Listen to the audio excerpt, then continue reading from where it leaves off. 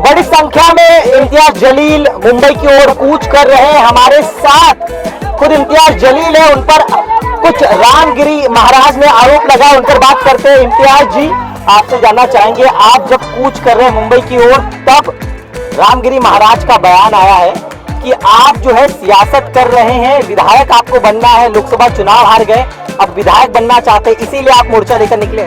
देखिए, ऐसी लोकसभा की और विधानसभा की कितनी भी सीटें कुर्बान है, ठोकर मारते हैं हम ऐसी सीटों के ऊपर। अगर हमारे नबी करीम सल्लल्लाहु अलैहि वसल्लम के खिलाफ अगर कोई गुस्ताखी करता है तो ऐसी इतनी हल्की राजनीति करने वाला शख्स इम्तियाज जलील नहीं है।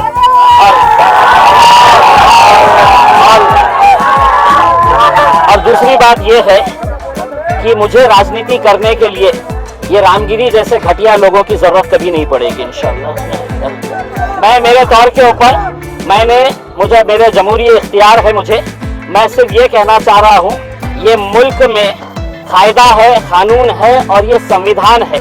अगर ये संविधान के हिसाब से मुल्क नहीं चलेगा तो ऐसे रामगिरी जैसे गुंडे मवालियों के हिसाब से तो देश चल नहीं सकता है, राणे जैसे गुंडे मवालियों के हिसाब से देश चल नहीं सकता है। इसमें मैंने सरकार को वक्त दिया था, टाइम दिया था कि आप इनके ऊपर कार्रवाई करो करके, और उनको एक चेतावनी दे रहा हूँ, अगर जबान इनके मुंह में है तो उससे बहुत खूबसूरत जबान मेरे मुंह में भी है।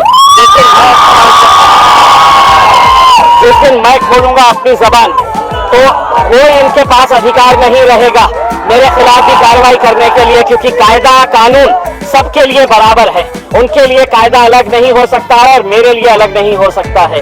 इसलिए अगर रामगिरी ये कह रहा है कि मैं राजनीति कर रहा हूँ, तो मैं रामगिरी को सिर्फ इतना कहूंगा कि रामगिरी, तेरे से बोलने तो लगाए थे सरकार ने, तू अपनी जान बचा के रख, क्योंकि यही सरकार तेरी जान के पीछे भी पड़ सकती है और ठिकरा हमारे ऊपर फोड़ सकती है। तो तू जब तक जिंदा है उस खौफ में जी कि तेरे अतराफ में जो लोग हैं कब तेरा गेम बजा देंगे समझ में नहीं आएगा तुझे। तो ये भी कह रहे हैं कि आप जो है राजनीतिक रोटियां सेक रहे हैं इस रैली के बाद। देखिए, मैंने आपके सवाल का जवाब मैंने इस हिसाब से दे दिया है।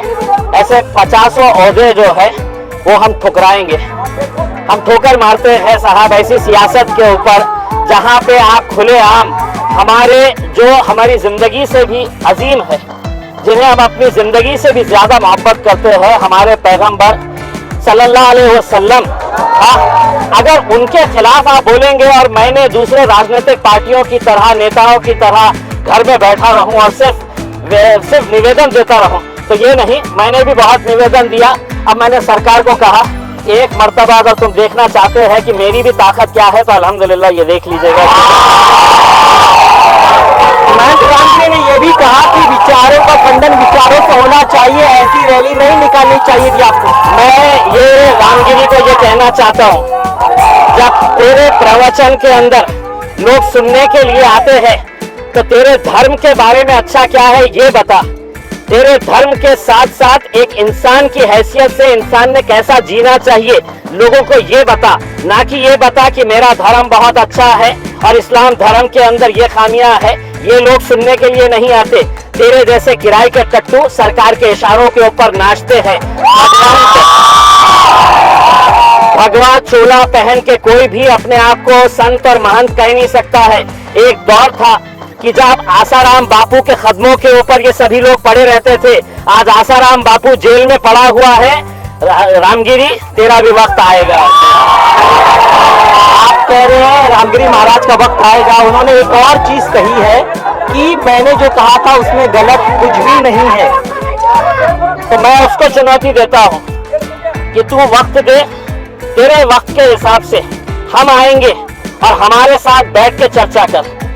तेरे जैसे लोग आधी अधूरी जानकारी हासिल करके सिर्फ तेरे को मुख्यमंत्री ने, उप मुख्यमंत्री ने और सरकार ने कहा कि जा तू इस्लाम के बारे में बोल, तू पैगंबर के बारे में बोल, हम तेरी रक्षा बढ़ाएंगे करके। और अब मैं वो रामगिरी को ये कहना चाहता हूँ कि मुख्यमंत्री साहब इसकी जान बचाइए, इसको Z+ सिक्योरिटी दीजिए, वरना रात में गलती से इसके कमरे में बिल्ली भी घुस आएगी ना तो ये डर के कह रहे हैं कि मैं संत हूँ, संतों का काम होता है सत्य बोलना, मैंने सत्य ही कहा है। ये ये संत आजकल मार्केट में,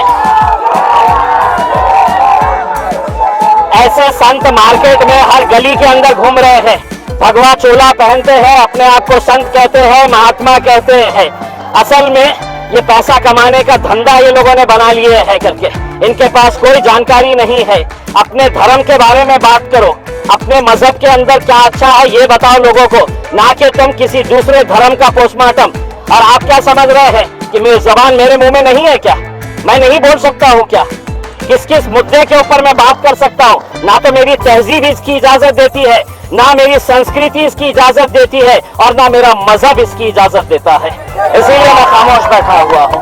आज आपकी तिरंगा रैली के खिलाफ गंगापुर में एक बड़ा हिंदू विराट मोर्चा निकाला गया, जिसमें उनका कहना था कि हम रामगिरी महाराज के समर्थन में मोर्चा निकाल रहे हैं। मेरे जितने लोग उतने कोने में खड़े हुए हैं ना, उतने लोग भी तुम्हारे गंगापुर में जमा नहीं हुए हैं। और ये क्या करे हैं, हिंदुस्तान के जितने भी सेमड़े सामने हैं,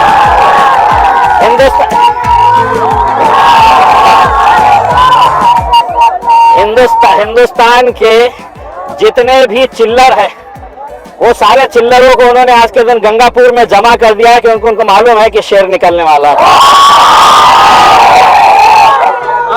तक आप जो है इगतपुरी तक पहुंच चुके हैं, क्या काफिला मुंबई तक जाएगा? और चूंकि हिंदू संगठन जो आपके खिलाफ है, तिरंगा रैली के खिलाफ, जो आपकी रैली के खिलाफ है, देखिए मैंने पहले भी साफ कहा है कि मैं यहाँ पर इतने सारे लोग जो आए हैं, ये इस मुल्क से मोहब्बत करते हैं। हमारा मजहब हमें ये सिखाता है। मैं किसी भी धर्म के खिलाफ नहीं आया हूँ, किसी देवी देवताओं के खिलाफ नहीं आया हूँ। मैं ये कहने के लिए आया सरकार को कि अगर ये रामगिरी के खिलाफ अगर 60 FIR रजिस्टर हुए हैं, तो किसने पुलिस वालों के हाथ बांध रखे हैं कि इसके ऊपर कार्रवाई करने के लिए? ये नहीं कर रहे हैं। मैंने सरकार को, हुकूमत को, पुलिस को वक्त दिया था, इन्होंने नहीं किया। इस वजह से मजबूरन मुझे यहाँ पर आना पड़ा। लोग कहते थे कि इम्तियाज जलील को तो घर के बाहर भी निकलने नहीं देंगे। अरे अल्हम्दुलिल्लाह 200 किलोमीटर चला आया हो। आखिरी सवाल मेरा, उनका कहना है कि आप अदालत जाइए, इस तरह से मोर्चा निकालना उचित नहीं है।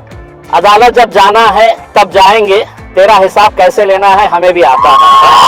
बात करने तो ये तो इम्तियाज जलील, इनका कहना है कि महंत रामगिरी चाहे जो भी आरोप लगाए, लेकिन वो अपने इस आंदोलन को मुकाम तक पहुंचाएंगे। और रामगिरी महाराज को ये भी कह रहे कि वो सियासत नहीं कर रहे हैं, उनके पैगंबर के लिए, नबी के लिए वो तमाम कई कुर्सियां, कई पद जो है वो छोड़ने के लिए भी तैयार है। कैमरामैन अरुण के साथ दिनेश मौर्य, इंडिया टीवी, इगतपुरी।